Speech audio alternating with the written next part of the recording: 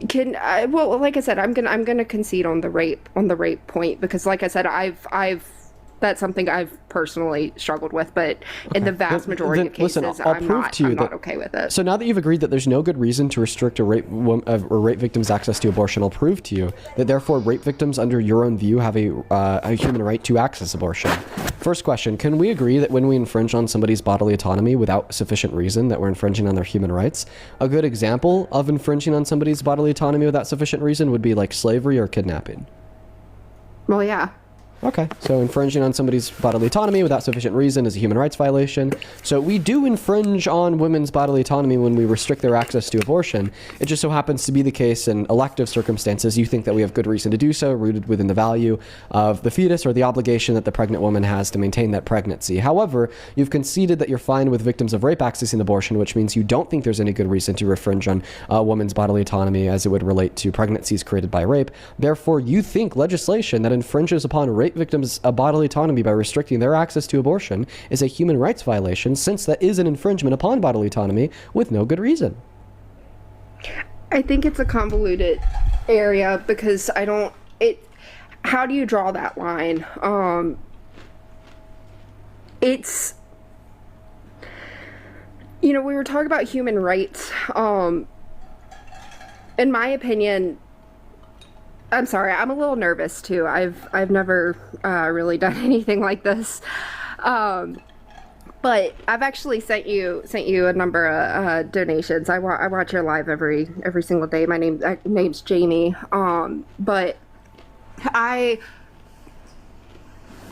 the moral, for me, it's a human rights issue because you have, like I said, murder is the unjustified taking of another human life, and I just don't see any situation outside of the potential exception of rape, which, like I said, I will concede on that point, and self-defense in the case of, a young child or the life of the mother in general is, I just don't see any point in that being, I just don't see any justification outside of those two, Sure. possibly two exceptions. So something doesn't need to have justification, else it is unjustified. I couldn't give you moral justification for skipping a rock on a pond. Does that mean that therefore by default it is unjustified?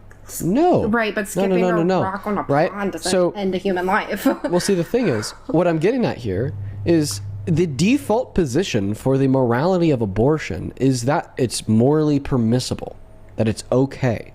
You actually have to give the justification to argue that it's wrong by giving the good reason insofar as why it's unjust.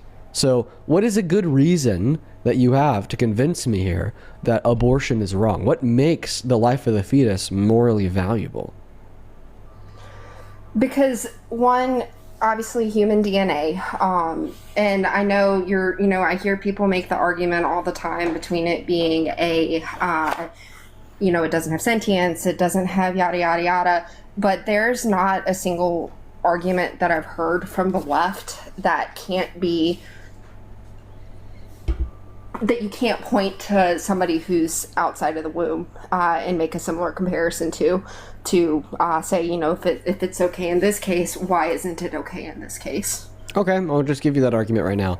I think that fetuses don't have moral value because I think that moral value is derivative of meeting a conjunct of past or present and future subjective experiences. And because fetuses don't meet this conjunct of past or present and future subjective experiences until 20 through 24 weeks due to the development of the thymocortical connections, which is when the vast majority of neurodoctrine studies believe sentience to emerge, it is thereby prior to that point not morally valuable. When you say, so when you're saying past or present, and present, future. Can you just explain that a little So bit in more? order for a life to have moral value, they either have to have past subjective experiences, okay, or present subjective experiences, and they have to have future subjective experiences. So what about, just out of curiosity, what about an infant that literally comes right out of the birth canal? Because they're you talk about sentience, but they technically don't have any past experiences at that point. The ability to deploy sentience emerges at 20 through 24 weeks in womb. Oh, gotcha. I'm sorry, I missed that part. Yeah. I'm sorry. I don't debate a lot, so I'm definitely a little nervous. But yeah, I'll be honest, Dean.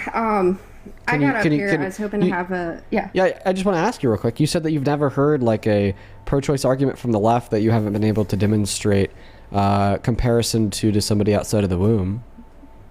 Can you demonstrate? Well, you talk about sentience, and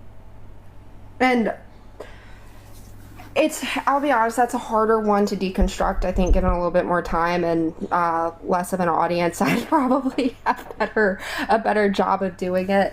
But in my opinion, like, say, it's hard to deconstruct, especially the past experiences part. But like, if you look at somebody in a coma who, or even completely brain dead, but you knew they were going to be awake at 9 months and be perfectly healthy, you couldn't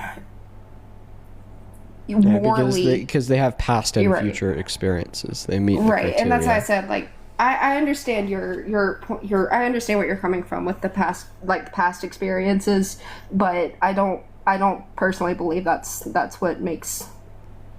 Yeah, because you believe that DNA is what makes somebody's valuable. Do you think that brain dead patients have the right to life? Okay, are doctors literally Nazis for killing like thousands of brain dead patients a year?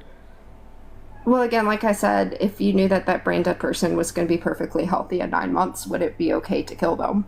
No, because they would fall into my criteria of value, and they wouldn't be brain dead, they'd be in a coma. Now you answer my question. For brain dead people that aren't going to be okay in 9 months, are you okay with killing them? I'm not, but I'm also... You're not okay? You think that it should be illegal to pull the plug on brain dead patients? Well, no, I didn't say that. Should it be legal to... Just answer the question. Should it be legal to pull the plug on brain dead patients? Yeah. Okay, even though they have human DNA? Well, I'm getting there. Remember how you said that it was human DNA that made a fetus valuable, and because a fetus has human DNA, we should therefore make it illegal to kill them? Well, this is contradictory, because so do brain dead patients, yet you're arguing it should be legal to kill them. Well, like I said, I'm getting there. So a lot of my worldview is... I'm trying anyways. Like I said, I'm nervous. But a lot of my worldview is really derived from my Christian beliefs. And part of those Christian beliefs is, the Bible talks to us about how when you're not present with your spirit or with your body, your spirit's present with the Lord. So at that point, I personally believe that it's okay under that. Okay, perfect. Yeah, so fetuses, don't express sentience until 20 through 24 weeks, which means that they're not present with their body, they're present with the Lord. So therefore, it's okay to abort babies in accordance with your variant of Christian theology. So you're personally okay with abortion up until that 23 mark, but not afterwards? Legally, I think it should be legal all 9 months. That's just my moral opinion, is that it becomes morally wrong to get an elective abortion at that point. But the view in which you just described is going to be pro-choice until that same point. So I actually do. Can I ask you a question? This is something I've wondered about. Your own beliefs and just pro-choicers for a while for sure. After you respond to the fact that you just said that the reason why it should be legal to kill a brain dead patient is because their soul isn't present with the body; it's present with the Lord. Could we not say that about a fetus? I mean, I need to dig into that more. I know that the Bible does talk about... Dude! Right. No, listen to me. I know that the Bible does... I'm trying to respond to your statement from using the same context. So, the Bible does talk about preborn babies throughout Scripture. It talks about... one of the disciples, I'm sorry, I'm not too well studied up on the scripture, but it talks about one of the disciples, leaping for joy in the womb when Christ was born. You talks about, how I knew, I formed you in the womb and therefore I knew you and loved you. I don't know if sentience really, it's... Well, if sentience isn't what makes the spirit present with the Lord, but rather present with the body, then you can't say that because brain dead patients lack it, therefore their soul is present with the Lord. But yeah, I am going to move on. I appreciate you for coming up, and I hope you have a good rest of your day, okay? Sure. Have a great day. Bye. Thank you. I hope you consider a couple of things that I said. Also, to the people in the chat saying 9 months is crazy. Listen, I agree that elective lethal abortions at like 8.5 months are insane. Okay, yeah, like under my view, like that's incredibly morally wrong. But the reason why I uphold the view that it should be legal all 9 months is because we do not see elective abortions late term. We just don't see them. I've been doing abortion debates for so long, and I've never been able to identify a single circumstance of it happening. Yet I do think that it should be legal, because when it's illegal, then after that point, doctors stop performing life-saving abortions in many circumstances, or they have to wait for the abortion to like be sufficiently